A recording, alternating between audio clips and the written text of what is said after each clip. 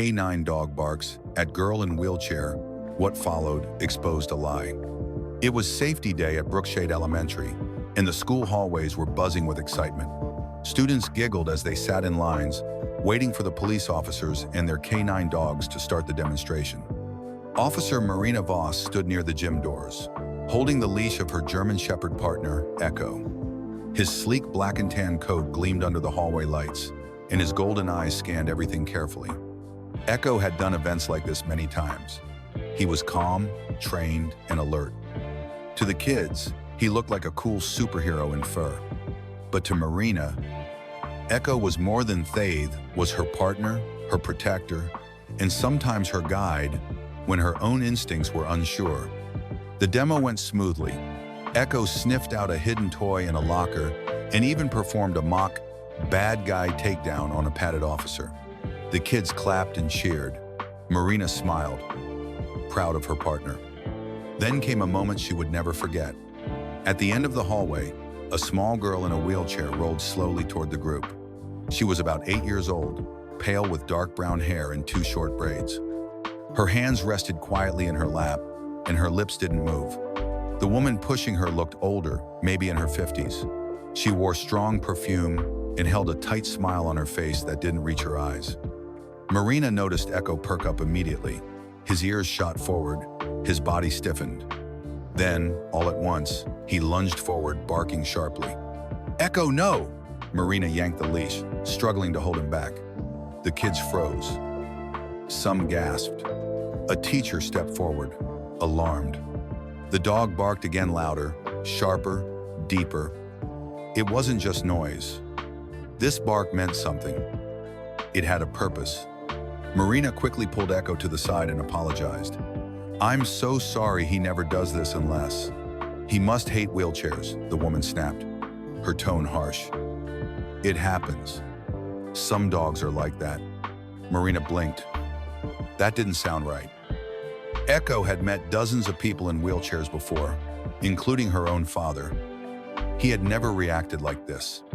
As the woman pushed the girl away, Marina glanced down. Echo was still tense, his hackles raised. But the girl Ruby had looked back. Just for a second, her eyes met Echo's. And in that second, Marina saw something strange. Not fear, not surprising, but something else. Recognition. A silent plea. Later that night, Marina sat at her small kitchen table, watching Echo curl up near the fridge. He was restless. His tail flicked, his ears twitching, as if he were dreaming about that moment again. The moment he barked, Marina couldn't stop thinking about it. Echo was trained to bark only when something was truly wrong, when a person was in danger, or something was hidden. And Echo never barked without reason. The next morning, Marina made a decision. She wasn't scheduled to return to Brookshade Elementary, but that didn't matter. She told her supervisor she had left behind a training marker and needed to stop by to get it. It was a flimsy excuse, but it worked. She brought Echo with her. Inside the school, the halls were quieter. Marina retraced their steps from the day before, walking slowly down the long corridor near the classrooms. Echo paused near a spot close to the wall. He sat, then whined low in his throat. That was strange. Echo didn't whine on patrol. He was trained never to react unless given a command. Marina knelt beside him. "What is it?" she asked softly. Echo sniffed the floor, then looked at her. His eyes stayed locked on hers, steady and serious. "You're not done with this, are you?" she whispered. His tail thumped once. A shiver passed down Marina's back.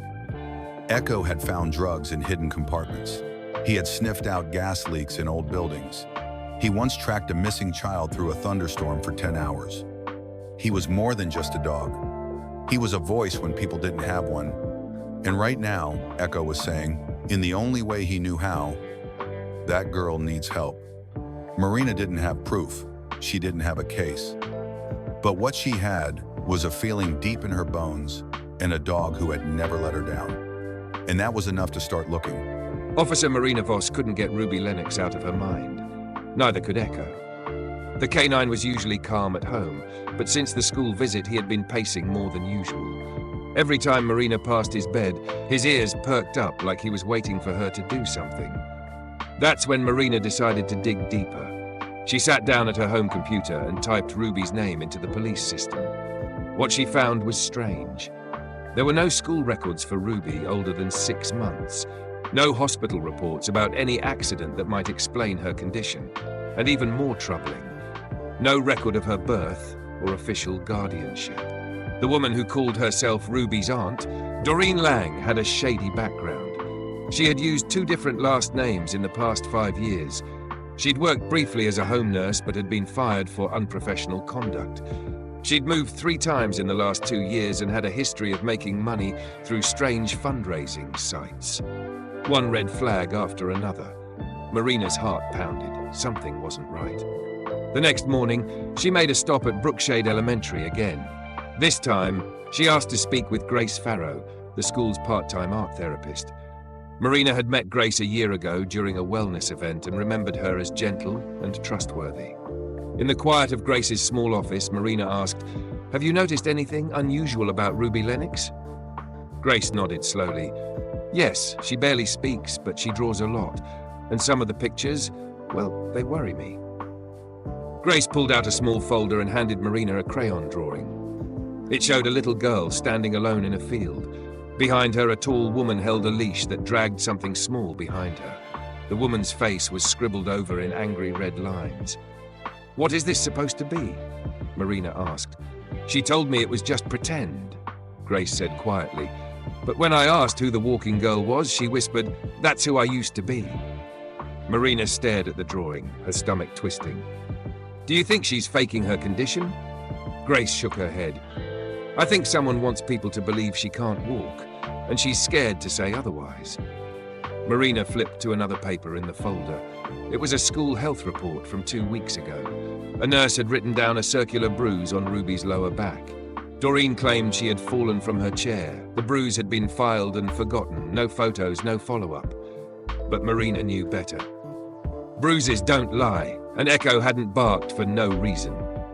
That night, Marina sat on the floor beside Echo. She fed him slowly and looked into his serious eyes. "You knew, didn't you?" she whispered. "You knew she wasn't okay." Echo licked her hand once and then rested his head on her lap. That was enough. The next morning, Marina filed an official report with the Department of Child Safety.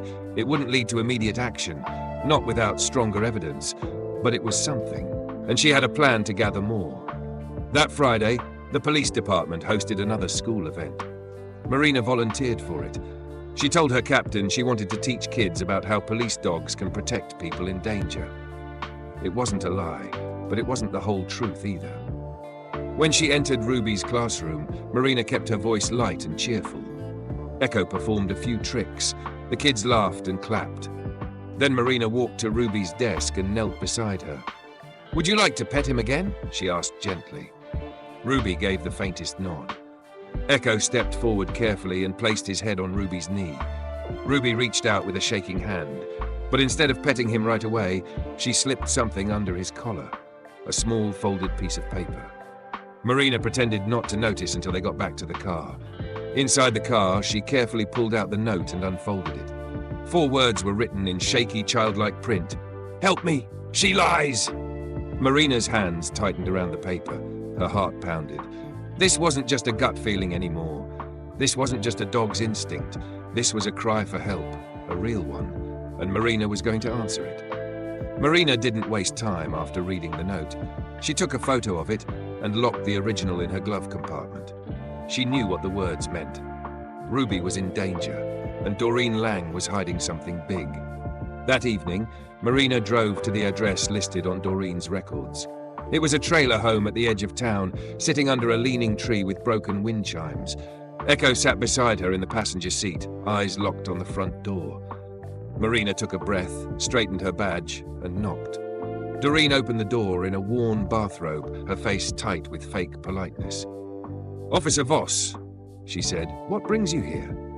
"I just wanted to check in after the school visit," Marina said calmly. "Ruby seemed a little off. I thought I'd make sure she was okay." Doreen's eyes narrowed. She's fine, just tired. Her condition makes her weak. Mind if I say hello? We're in the middle of breakfast, Doreen said, starting to close the door. Just then a loud thud came from inside the trailer, followed by silence. Marina's eyes narrowed. Ma'am, I need to see the child. Doreen's smile vanished. Without a warrant? I have a welfare report already filed with Child Services, Marina said. If you don't let me in, I'll return with backup and probable cause. Doreen froze. Finally, she stepped aside. Inside the trailer, the air was musty. Clothes were piled on chairs and takeout boxes cluttered the kitchen counter. Ruby sat at a small table, her hands folded in her lap. Her eyes were downcast and her lips moved just a little, as if she were repeating something quietly to herself. Marina crouched beside her. Hey, sweetheart, you remember me? Ruby nodded faintly. Echo's outside. He asked about you. Ruby looked up at that. A small spark lit her face, the first real one Marina had seen. Did you write the note? Marina whispered. Ruby's lips trembled, but she gave a small nod. Doreen stepped forward, but Marina quickly stood and blocked her path. I'm going to have a medic check the child. You are not to interfere. Doreen opened her mouth to argue, but then she saw Echo. He was standing in the doorway now. Marina hadn't called him in, but somehow he knew. Echo stood tall, his body tense, his eyes locked on Doreen. When she moved even half a step forward, Echo let out a low, dangerous growl. She didn't try to argue again. Within the hour, paramedics arrived. Ruby was taken to the hospital for tests, and Marina followed behind with Echo. She stayed in the waiting room, tapping her fingers nervously. Finally, a nurse came out and spoke in a low voice. There's no sign of any spinal injury, the nurse said, but we did find high levels of lidocaine in her system. Marina's eyes widened. She wasn't paralyzed by an accident, the nurse continued. She was being drugged, repeatedly, likely for years. Marina's stomach turned. Doreen Lang was arrested later that day. When questioned, she confessed to faking documents and drugging Ruby so she would appear disabled. She had been collecting medical benefits, donations, and sympathy from strangers. No one questions a quiet girl in a wheelchair, she said coldly. Ruby, now safe at the hospital, was placed under the care of a temporary guardian. She slept deeply that night for the first time in what seemed like forever. But the story wasn't over. When Marina visited Ruby at the hospital the next day, Ruby handed her something. An old, crumpled photo. It had been hidden in the lining of her coat. The picture showed a woman with long dark hair holding a little girl with Ruby's eyes. They were at a fair or festival, smiling brightly. It was a rare, happy moment captured in time. Marina stared at the photo. Who is she? She asked gently. Ruby whispered, I think that's my mom. Marina took the photo to her contacts at the missing persons unit. They scanned it, enhanced it, and ran it through their database. By that afternoon, they had a hit. Her name was Talia Lennox. Reported missing 4 years ago after a domestic violence call in Arizona. She had a daughter named Amelia. Ruby Lennox wasn't her real name. Her real name was Amelia Lennox, and her mother had never stopped loving her. But there was one more problem. Marina noticed something in the case files. Talia had disappeared the same week her abusive ex-boyfriend had vanished too. His name was Aaron Drexler, and he had never been found. Ruby, now known by her real name Amelia Lennox, was safe, but Officer Marina Voss knew her story wasn't over. After the arrest of Doreen Lang, Amelia was placed with a temporary foster guardian, Rachel Kane, a kind woman in her 40s who worked from home as an illustrator. Rachel's house was full of colours, books, and gentle cats who hissed at Echo, the canine from across the room. Echo didn't mind. He found his favourite spot near Amelia's bed and stayed there every night, standing guard. Amelia had started drawing again. Her new pictures were full of stars, trees, and oceans, places she had never been but dreamed about. Sometimes she drew a tall woman with long hair holding a guitar. That was her mom, Talia. Even though Talia was gone, Amelia said she could still hear her humming in dreams. One Monday afternoon, Rachel invited Marina over for coffee. Amelia was outside, sketching the neighbor's dog chasing a tennis ball. Echo was stretched out on the porch, calm and watchful. Suddenly, Echo's head lifted. He stood up and pointed his ears toward the street. Marina followed his gaze. Half a block down, a man in a grey hoodie stood completely still. He wasn't looking at a house. He wasn't holding a phone. He just stood there, watching. "Rachel," Marina said. "Do you know him?" Rachel stepped out. "No, he's not from around here."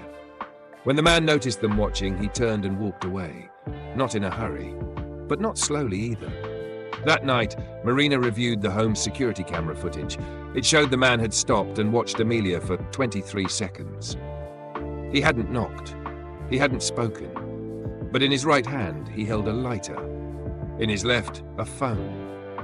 Marina's heart dropped. It matched the habits of Aaron Drexler, Talia's abusive ex-boyfriend, the one who vanished the same week Talia died. She sent the footage to the FBI. While they couldn't confirm it was Aaron, the build and movements were similar. He had once been arrested for domestic assault, and in that report, the officer noted that Aaron rubbed his left hand when nervous. Marina knew that detail. And the man in the video rubbed his left hand over and over. The next day, Marina worked with Child Services to move Amelia to a safe house outside the city.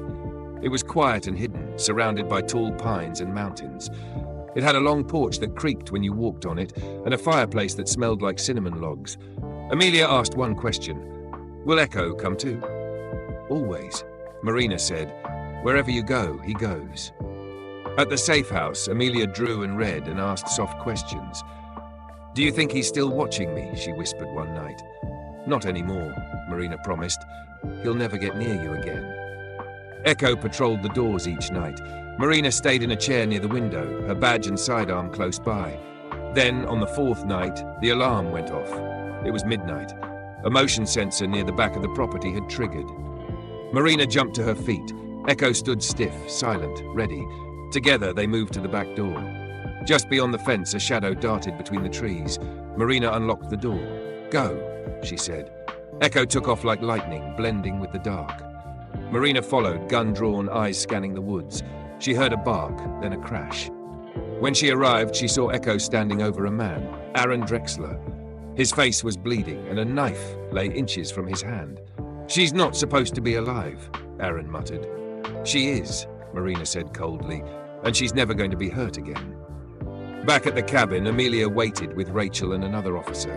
When Marina and Echo walked through the door, she looked at them with wide eyes. Marina simply nodded. Amelia understood, and that night, for the first time since her mother died, she slept through the night. News of Aaron's arrest spread fast. The local papers didn't share Amelia's name, but they posted pictures of Echo sitting tall in his medal. At school weeks later, Amelia spoke at the Voices of Courage event. No longer in a chair, no longer silent.